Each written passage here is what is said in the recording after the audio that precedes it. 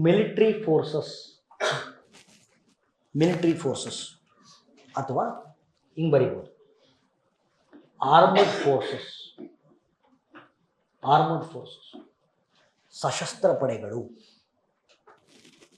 Armed forces ಸಶಸ್ತ್ರ ಪಡೆಗಳು. ನೋಡಿ, ಇವಾಗ ನಾನು ನಿಮ್ಮ ಬ್ಯಾಚಿಗೆ ಬಂದಾಗ I be having sufficient time to talk. But weekly current affairs ನನ್ನ ಟೈಮ್ ಇರಲ್ಲ, ಬಿಕಾಸ್ ಟಾಪಿಕ್ಸ್ ಜಾಸ್ತಿ ಇರ್ತವೆ. ನಾನು ಬೇರೆ ಮಾತಾಡೋಕ್ಕೆ ಬರಲ್ಲ. ಹಾಗಾಗಿ ನೀವು ಮೋಟಿವೇಶನ್ ಜೋಕ್ಸ್ನಲ್ಲಿ ಎಕ್ಸ್ಪೆಕ್ಟ್ ಮಾಡೋದು ಬಿಟ್ಟು ಕರೆಂಟ್ ಅಫೇರ್ಸ್ ಮಾತ್ರ ಎಕ್ಸ್ಪೆಕ್ಟ್ ಮಾಡೋದು. ಅದೇ ಎನ್ವಿರಾನ್ಮೆಂಟಿಗೆ ಬಂದಾಗ ಒಂದು ಟೈಮ್ ಜಾಸ್ತಿ ಇರುತ್ತೆ. ಅಲ್ಲೊಂದು ಇಲ್ಲೊಂದು ಏನೋ ಹೇಳ್ಬೋದು ಬೇರೆ. ಈಗೇನು ಮಾಡೋಕ್ಕೆ ಬರೋದು. ಸೊ ಪ್ಲೀಸ್, ಈ ಆರ್ಮಡ್ ಫೋರ್ಸಸಲ್ಲಿ ಎರಡು ಥರದ್ದು. ಒಂದು ಮಿಲಿಟ್ರಿ ಫೋರ್ಸಸ್ ಅಂತ, ಇನ್ನೊಂದು ಪ್ಯಾರಾಮಿಲಿಟ್ರಿ ಫೋರ್ಸಸ್ ಅಂತ. ಸೇನಾಪಡೆಗಳು, ಅರೆ ಸೇನಾಪಡೆಗಳು. ಮಿಲಿಟ್ರಿ ಫೋರ್ಸಸ್ಸು ಎಷ್ಟಿದಾವೆ ಇಂಡಿಯಾದಲ್ಲಿ? 4. Okay, Indian army, Indian navy, Indian air force, Indian coast guard. Bodyguard ಅಲ್ಲ, coast guard. Indian coast guard. Army, navy, air force, coast guard. ಸರಿ, ಇಂಡಿಯನ್ ನೇವಿಗೂ ಕೋಸ್ಟ್ ಗಾರ್ಡ್ಗೂ ವ್ಯತ್ಯಾಸ ಏನು? ನೇವಿಗೂ ಕೋಸ್ಟ್ ಗಾರ್ಡ್ಗೂ ವ್ಯತ್ಯಾಸ ಏನು ನೋಡಿಲ್ಲಿ. ಇದು ಭಾರತದ ಪರ್ಯಾಯ ದ್ವೀಪ ಅಂತ ಇಟ್ಕೊಳ್ಳಿ. Peninsular portion of India.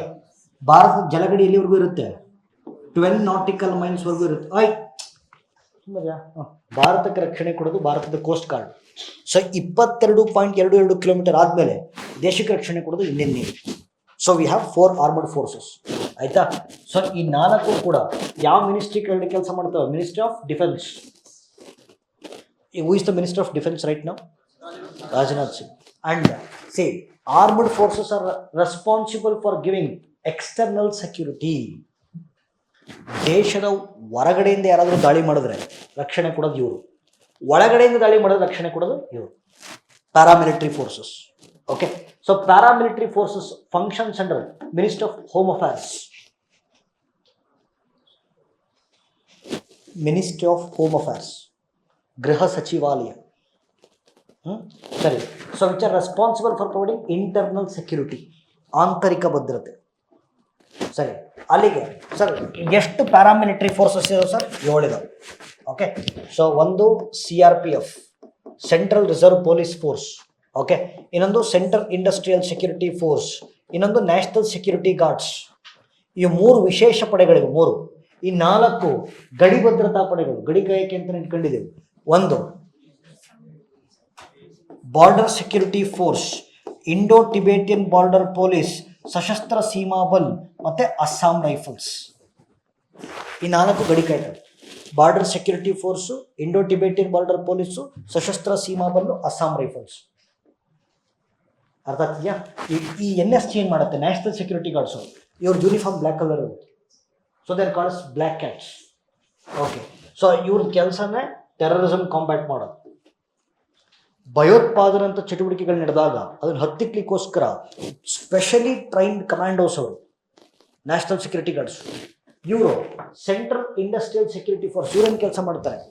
ಭಾರತದ ಸ್ಟ್ರಾಟಜಿಕ್ ರೀಜನ್ಸನ್ನು ಪ್ರೊಟೆಕ್ಟ್ ಮಾಡ್ತಾರೆ. ಫಾರ್ ಎಕ್ಸಾಂಪಲ್ಲು, ಈಗ ನೋಡಿ, ಪಾಕಿಸ್ತಾನ ಭಾರತದ ಮೇಲೆ ಸೇಡ್ ತೀರಿಸ್ಕೋಬೇಕು ಅಂದರೆ ಯುದ್ಧ ಮಾಡಬೇಕು ಅಂತನೇನಿಲ್ಲ.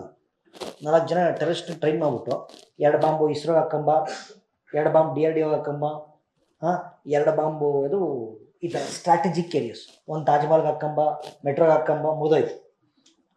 ಸ್ಟ್ರಾಟಜಿಕ್ ಏರಿಯಾಸ್ಗಳನ್ನು ಪ್ರೊಟೆಕ್ಟ್ ಮಾಡೋದು central industrial security force. Right? CRPF ಏನು ಅಂತಂದರೆ, for example, okay, law and order ಯಾರು ಮೇಂಟೈನ್ ಮಾಡಬೇಕು? ರಾಜ್ಯ ಮೇಂಟೈನ್ ಮಾಡಬೇಕು, ದೇಶ ಮೇಂಟೈನ್ ಮಾಡಲ್ಲ. ಕೇಂದ್ರ ಸರ್ಕಾರದವರು ಕಾನೂನು ಸುವ್ಯವಸ್ಥೆ ಕಾಪಾಡಲ್ಲ, ರಾಜ್ಯ ಸರ್ಕಾರದವ್ರು ಕಾಪಾಡಬೇಕು. ಬಟ್ ಬೆಂಗಳೂರಲ್ಲಿ ಏನೋ ಕೋಮು ಗಲಭೆ ನಡೀತು ಅಂತ ಇಟ್ಕೊಳ್ಳಿ, ದೊಡ್ಡ ಮಾಡೋದು ನಡೀತು. ಕೋಮು ಗಲಭೆ ಕಂಟ್ರೋಲ್ ಮಾಡೋದಕ್ಕೆ ಇಲ್ಲಿನ ಪೊಲೀಸ್ ಕೈಲಿ ಆಗ್ತಾ ಇಲ್ಲ. ಆವಾಗ ಸಿದ್ದರಾಮಯ್ಯ ಪತ್ರ ಬರೀಬೇಕು, ನನಗೆ ಹೆಚ್ಚುವರಿ ಪೊಲೀಸ್ ಫೋರ್ಸಸ್ ಬೇಕು ಅಂತ. ಅವಾಗ CRPF ಕಳಿಸ್ಕೊಡ್ತಾರೆ. ಎಲೆಕ್ಷನ್ ನಡೀಬೇಕಾದ್ರೆ ಬಂದಿರ್ತಾರೆ ನೋಡ್ರಿ CRPF ಅವರು. ಯಾಕೆಂದರೆ ಈ ಎಲೆಕ್ಷನ್ ನಡಿಬೇಕಾದ್ರೆ ಫುಲ್ಲು ದೇಶದಾದ್ಯಂತ ಎಲೆಕ್ಷನ್ ನಡೆಯುತ್ತೆ, MP ಎಲೆಕ್ಷನ್ಸ್. ಅವಾಗ ರಾಜ್ಯ ಪೊಲೀಸರು ಸಾಕಾಗಲ್ಲ, CRPF ಕಳಿಸ್ಕೊಡ್ತಾರೆ. So CRPF are like responsible for law and order. But sir, ರಾಜ್ಯ ಸರ್ಕಾರದ ಪರ್ಮಿಷನ್ ಇಲ್ದಲೆ ಕೇಂದ್ರ ಸರ್ಕಾರ CRPF ಅನ್ನು ಹಾಕ್ಬೋದಾ? ಇಲ್ಲ. ಸೊ ಈಗ ಈ 7 ಪ್ಯಾರಾಮಿಲಿಟರಿ ಫೋರ್ಸಸ್ ಅನ್ನ ನವೀಕರಿಸುವಂತ ಕಾಯ್ದೆ, ಆಧುನೀಕರಿಸುವ ಮತ್ತು ನವೀಕರಿಸುವ ಕಾಯ್ದೆ central armed police forces act 2026. ಹಾಗಾಗಿ ದ ನ್ಯೂ ಸೆಂಟರ್